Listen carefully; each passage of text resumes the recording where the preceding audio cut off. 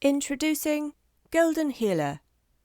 This excerpt begins with two strange companions, Eruterak and Leanne, sharing a rare moment together. She picked up her finest china teapot and poured the liquid into a cup. It flowed slowly, twinkling with myriad brilliant colours. When it filled the cup, it turned the colour Leanne expected. She'd thought of green tea, and magical green tea it was. Eruterak choked and spluttered on clods of earth as he laughed. "That's foul. Green tea. How can you drink such muck?" "Easy. I do so with a smile. Unlike poor you. I see worms oozing gunk where your dear mouth used to be," replied Leanne, reaching forward to pat Eruterak on his skeletal shoulder. They rested for a moment, her gentle hand on his bones. "I'll try not to drink such delicacies," replied Eruterak, cracking his bones for a joke. "Wise fellow. Forgive me for changing the subject, but your new hat is very fetching. It's so brown and earthy with that chiastolite death crystal and the black cross embellishing the cap's centre." "Indeed. It's a dark beauty, like an honourable death," he said. His skeletal arm reached up to touch the crystal on his hat.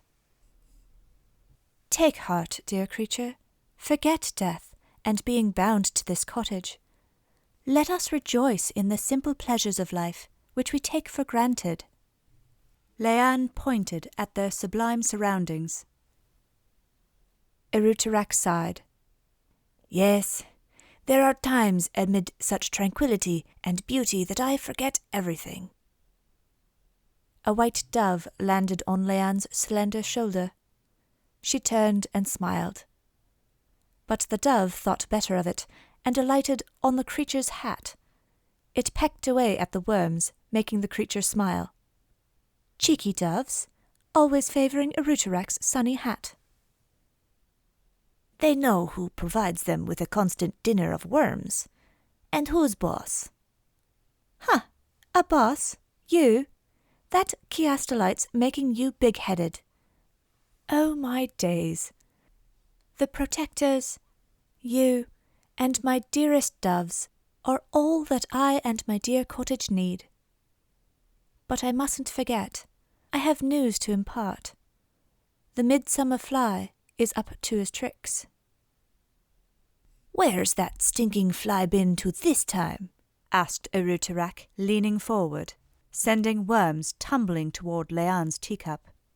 Her eyes grew wide as she placed a protective hand over the top, but a few swift worms landed in the saucer. She swiped them away. "Oh, anguish me! Worms in my saucer! How my flesh crawls! Ugh! I feel giddy." Leanne placed her tiny hand on her forehead. Her multi-hued grey hair twirled like an ebullient rainbow in a cloudy sky. "Leanne, forget the worms. You were talking about the midsummer fly."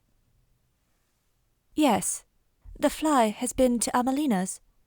He flew in her open bedroom window, sampled her Krystallos blood, but other than that, my crystal ball refuses to grant me a vision. I placed my trust in Amelina, and I fear I was hasty." Leanne sighed, and her hands fell to her lap as her shoulders slumped.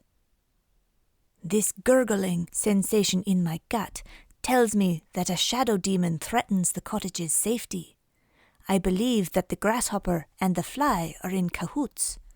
Either way, I could suggest this or that, but it would all be for naught.